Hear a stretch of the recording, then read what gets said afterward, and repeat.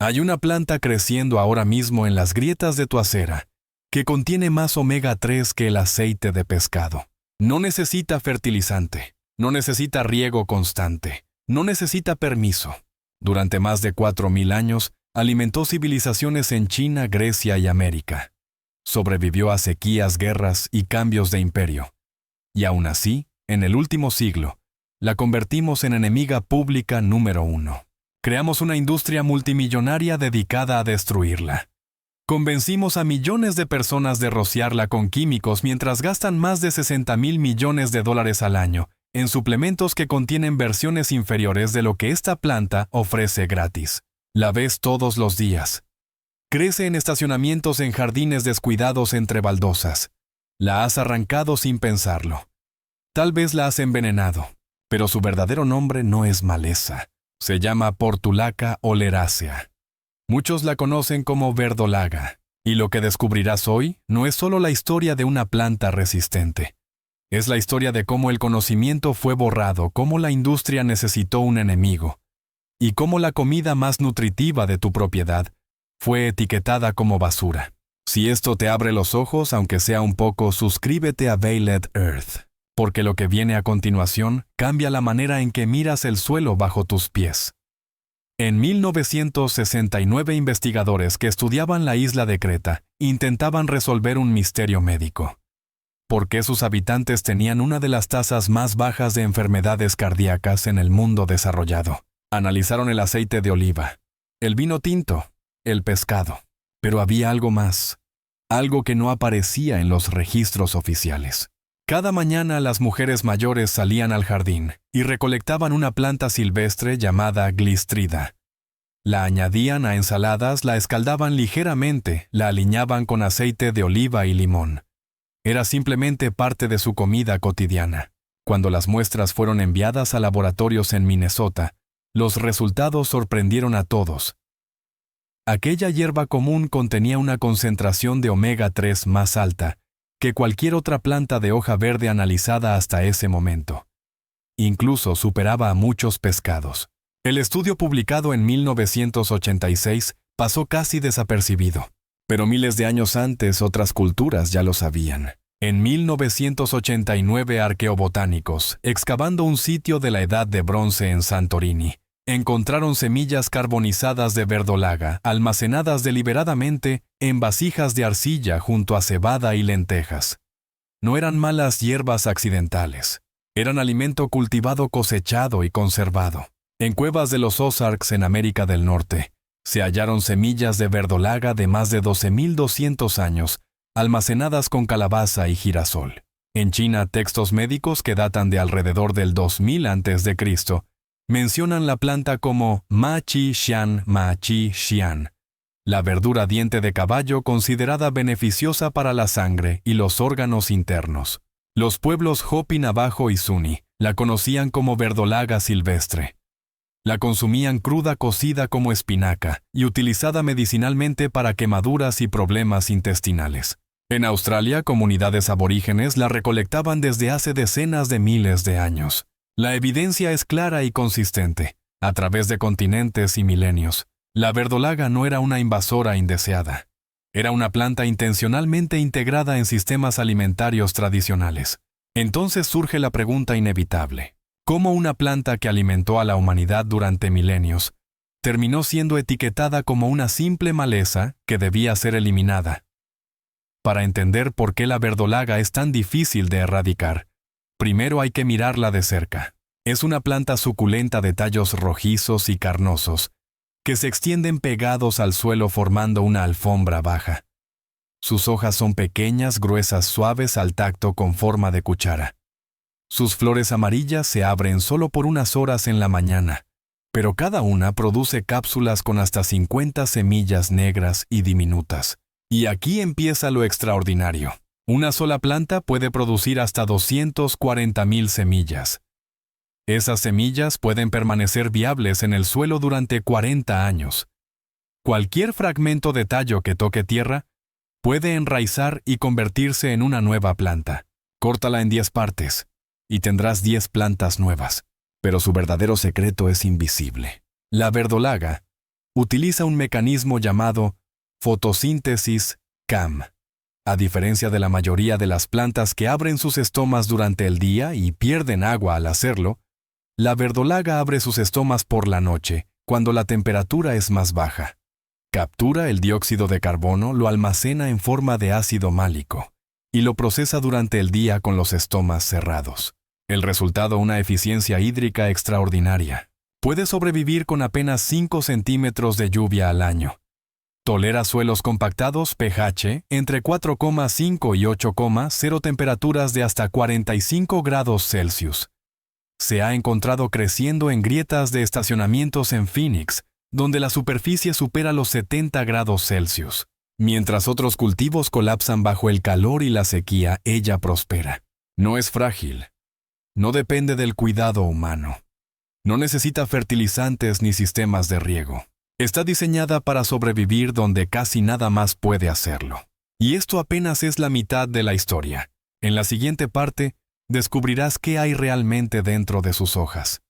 Y por qué algunos investigadores la han llamado el multivitamínico que crece en la acera. No te lo pierdas. Hasta ahora hemos hablado de su resistencia. Ahora hablemos de lo que realmente contiene. En 2014, investigadores de la Universidad de Texas analizaron 47 frutas y verduras para identificar los alimentos con mayor densidad nutricional. La verdolaga se posicionó en los primeros lugares.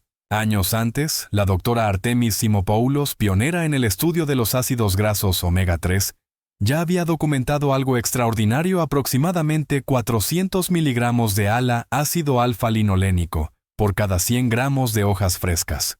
Para ponerlo en perspectiva, muchos suplementos de aceite de pescado contienen entre 300 y 500 miligramos por cápsula. Un frasco promedio cuesta alrededor de $40 por 60 cápsulas.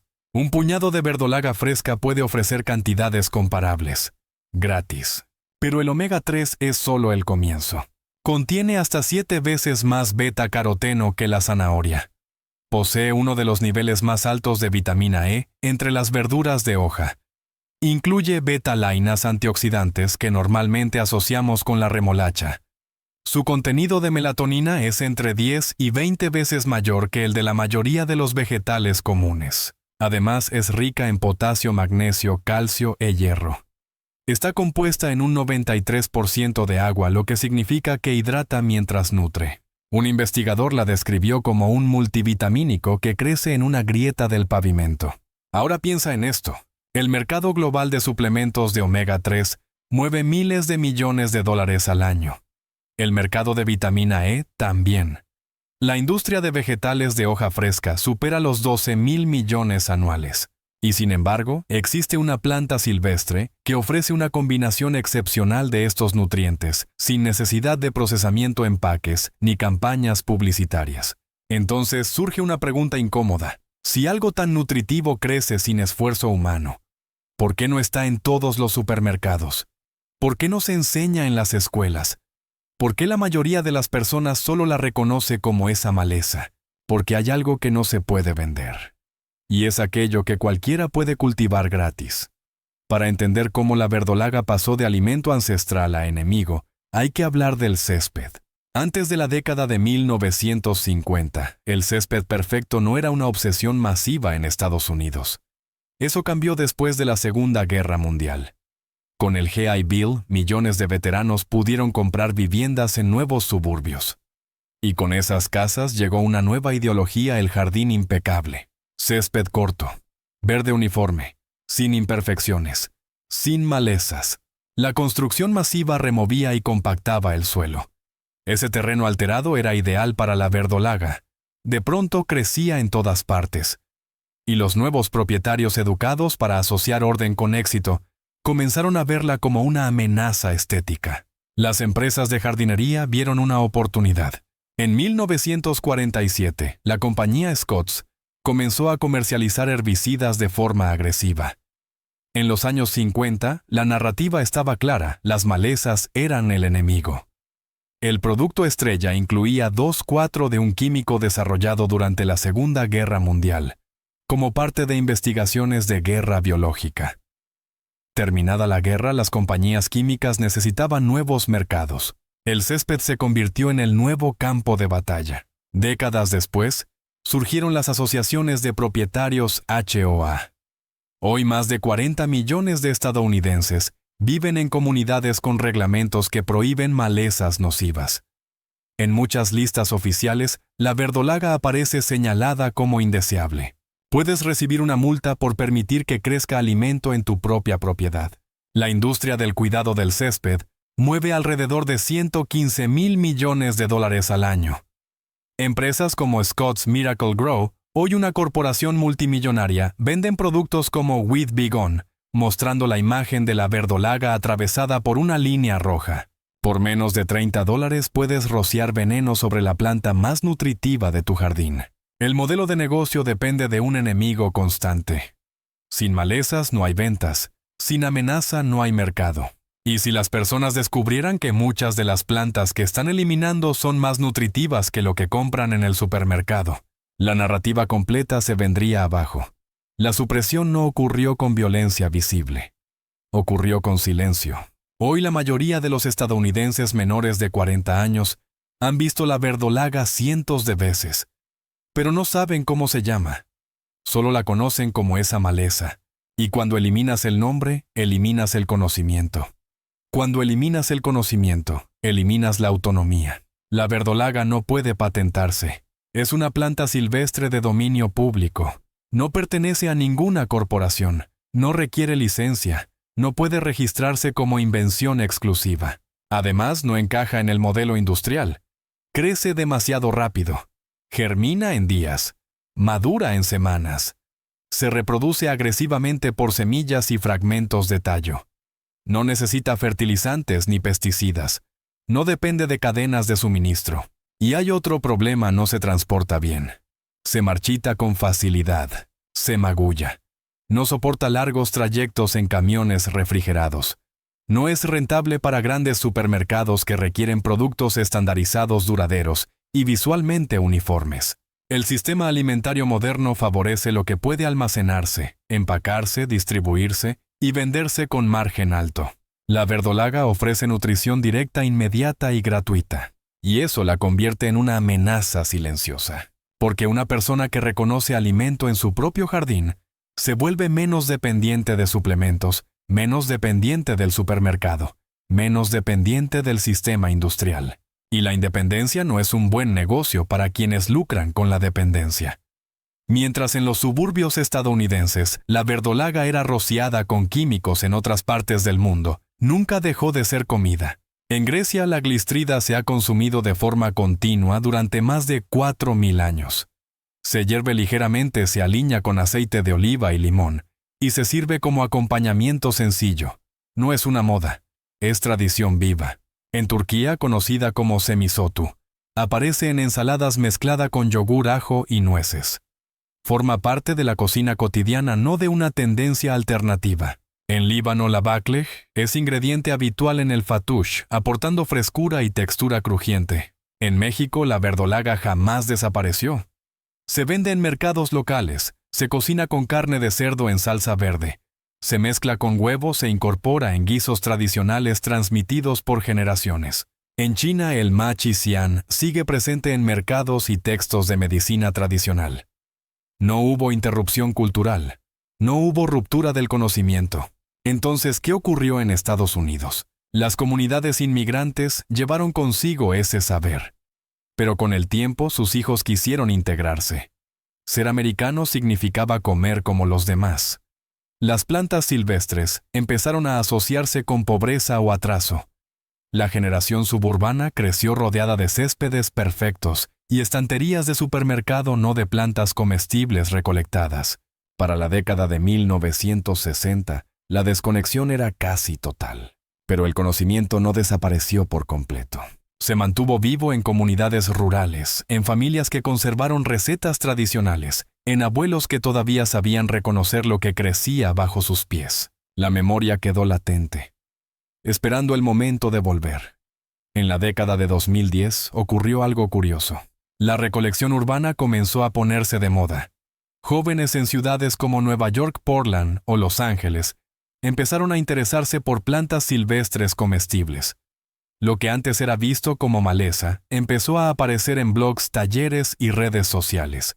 Para 2015, restaurantes de alta gama en Manhattan ya incluían verdolaga en sus menús como guarnición sofisticada. La misma planta que crecía gratis en las aceras ahora se servía en platos cuidadosamente decorados. En mercados agrícolas, la verdolaga comenzó a venderse por $4 a $8 la libra. Catálogos de semillas la reintrodujeron como vegetal heirloom. Cursos de forrajeo enseñaban cómo identificarla correctamente. Y luego llegó 2020. Las cadenas de suministro globales se interrumpieron. Estanterías vacías, incertidumbre. De repente, saber reconocer alimento silvestre dejó de parecer excéntrico y comenzó a parecer prudente. Videos sobre cómo identificar verdolaga acumularon millones de visualizaciones. Los comentarios se repetían. Mi abuela comía esto. La he estado arrancando durante años. No sabía que era comestible. Algo estaba despertando. La planta nunca se fue, la información sí. Y cuando la información regresa, también regresa la posibilidad de elegir diferente. Ahora mira el contexto más amplio. El oeste de Estados Unidos enfrenta una megasequía considerada la más severa en más de 1200 años. El Valle Central de California, responsable de aproximadamente el 25% de los alimentos del país, está dejando campos en barbecho por falta de agua. Cultivos como la lechuga requieren riego constante, temperaturas moderadas y suelos fértiles. A medida que el cambio climático intensifica las olas de calor y la escasez hídrica, muchos vegetales tradicionales se vuelven cada vez más difíciles y costosos de producir. La verdolaga, en cambio, parece diseñada para este escenario. Puede sobrevivir con apenas 5 centímetros de lluvia al año. Tolera temperaturas de hasta 45 grados Celsius. Crece en suelos degradados donde otros cultivos fracasan. No necesita fertilizantes ni pesticidas. En 2021, investigadores de la Universidad de Arizona destacaron su potencial como cultivo resiliente al clima, señalando que podría representar una fuente alimentaria viable en un mundo donde la escasez de agua limite las opciones agrícolas tradicionales. Durante décadas gastamos miles de millones en erradicarla. Ahora enfrentamos condiciones ambientales que favorecen exactamente las características que intentamos destruir. Mientras los sistemas agrícolas industriales dependen de irrigación intensiva, combustibles fósiles y cadenas logísticas complejas, la verdolaga prospera sin infraestructura. No requiere maquinaria pesada. No requiere contratos internacionales. No requiere estabilidad geopolítica. Solo necesita un poco de tierra.